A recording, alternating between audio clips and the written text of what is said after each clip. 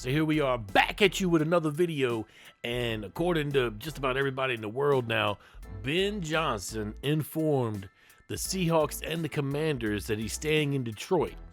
Now keep in mind that this informing happened when Washington's brass was on their way to Detroit to interview him. Now several sources have since said that the Commanders continued on with, their plane ride because they have to interview Aaron Glenn. They already had scheduled an interview with him as well. I had to tell you, I think that's a bit chicken shit in my opinion, that if you have a scheduled interview, you should go on and go through with it, or at least tell those people like the night before, whatever you're going to do. But, it's kind of a tip of a hat and a wave of the finger kind of thing. Shout out to my boy NYG Pride for that. But, yeah, it's kind of a tip of a hat for being classy and saying that you want to continue out your journey to get the Lombardi Trophy in Detroit, with the coach who gave you a chance at being an offensive coordinator, but a wag of the finger at you for saying this, you just had this epiphany in your brain while they're on the plane to meet you in Detroit. Now, I believe this is the second year in a row that he's decided to stay in Detroit and to try to continue on his path there. So, like I said, I give him a little tip of the cap there for, respect for him continuing his journey. I think Eminem had threatened to make a diss track against him if he would have taken the Commander's job, is what I had heard. So I guess we won't, you won't be able to see Slim Shady flex on old Ben Johnson. He's going to ride with him still, I guess. I think realistically, this shifts over to Mike Macdonald now in conversations with everybody. I know a lot of people want to stay away from Dan Quinn. The idea of Dan Quinn being the head coach for Washington. I know a lot of fans are really against the idea, but he's definitely in the running. If they're looking for somebody who has credentials, a lot of the guys that they've interviewed don't have a whole lot of experience. So, Quinn's kind of standing out like a sore thumb right now. Although, in my opinion, I think Mike Macdonald's the guy you got to roll with. But I think herein lies a whole nother situation, definitely for a certain section of the fan base. Because you start to run into this idea, well, then who's going to be the offensive coordinator? Because, a lot of the big names that would have been offensive coordinators, for this team, because, this hasn't really been a big, offensive, head coaching cycle, so to speak. And with Ben Johnson out of the mix now, you really start to have to wonder that if they're going to go with the defensive head coach, who's going to be the offensive coordinator? And if I'm thinking like that, that means the brass has already started thinking like that. And Bobby Slowick has got to have come into their mind as well.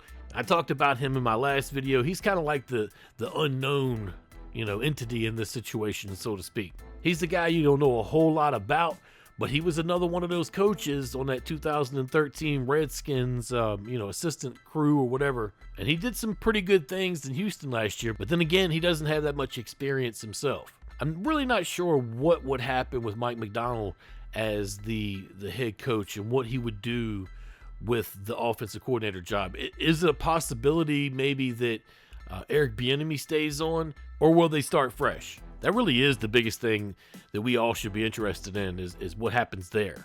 One thing that I will say about this coaching search is that Washington has been thorough. They have interviewed a lot of candidates. And that's not even given for the fact of maybe those that we didn't hear about behind closed doors, because, that goes on as well sometimes. But one name I'm actually surprised that we haven't heard anything about was Mike Vrabel. I would have thought that by now we would have heard something. A lot of people in coaching circles and, around the league or whatever view him as a good head coach. Me personally, I think I would like him over Dan Quinn. But when you look at Dan Quinn, where was Dallas's defense before he came around? I do know that he has definitely made that unit a better unit. You can't look at him for their overall collapse.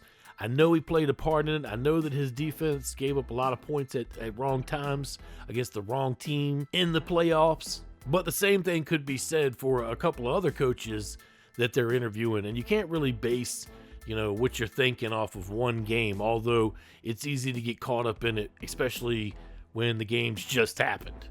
Looking at it from somebody like Grant Polston's perspective, and I actually agree with what his ideas are here, is like he'd hire Bobby Slowick, but he doesn't think he's quite there yet. And then 2, he would hire Mike Macdonald. Now, I would be reverse of that, but my main reason would be because I don't know what you would do with Bobby Slowick, and then the defensive coordinator, you got an offensive coordinator really doesn't know what he's doing, if he's not ready yet, blah, blah, blah. Then you're looking at, 2 or 3 years. Is the team going to be ready for something like that? They already probably going to have to rebuild certain portions of the roster, but the way that the NFL is now, they expect turnaround quick. Then you look at Mike Macdonald, and his point with that is actually more solid. It's a great hire, actually, because he's young, he's up and coming. But yes, the offensive, coordinator spot around the league now is kind of thinned out. It's been picked over a little bit. One thing I'm sure of, though, is that, this team of people that they put together is definitely going to be thorough in each search they go through. So the next search, if they have to go through it with the next head coach finding his staff, I do believe that whoever they pick out at offensive coordinator for the defensive guys would have to be somebody that meshed well and somebody that Macdonald already knew. And vice versa with Slowick. That you can't just, a lot of people are like, why don't you just hire the top 2 candidates? Just hire Slowick and Macdonald.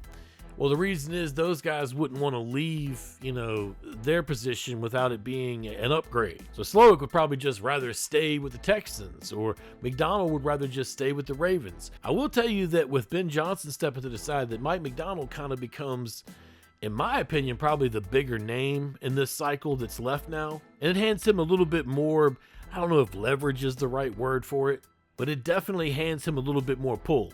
But Mitchell Teschler said it perfectly. He's not trying to be a prisoner of the moment, but he thinks that, that maybe keeping EB might have been a good thing in the long run. There's really just 2 ways of looking at this. If you don't like EB, obviously you're not going to like this kind of move. But either Bieniemy can come in and do what he does and they mesh well, or, whoever the defensive-minded coach is ends up letting him go after he has a problem with him. Either way, if there's any hint of drama, then this move shouldn't happen. I know a lot's been made about Eric Bieniemy and him being tough on players. I've already said it before in a video. The way I look at it is that if it's the coach being tough on them that makes them worry about what's going on, then that's just tough, man. This is a job that these guys get paid millions of dollars to do. If the coach being tough on them is the hardest thing in their day, then wham. The argument could be made, however, that Washington didn't do that well last season on offense. I would say they didn't have a very good offensive line in the process, but hey, I'm certain that the conversation wouldn't end there when it came to who didn't do their job. Main reason why I'm not a fan of keeping leftover coaches from leftover staffs is because I believe in hiring a GM who hires the coach who hires his staff. I don't think that your GM should be over here dipping and sniffing to the staff and telling everybody who the offensive coordinator should be, or none of that.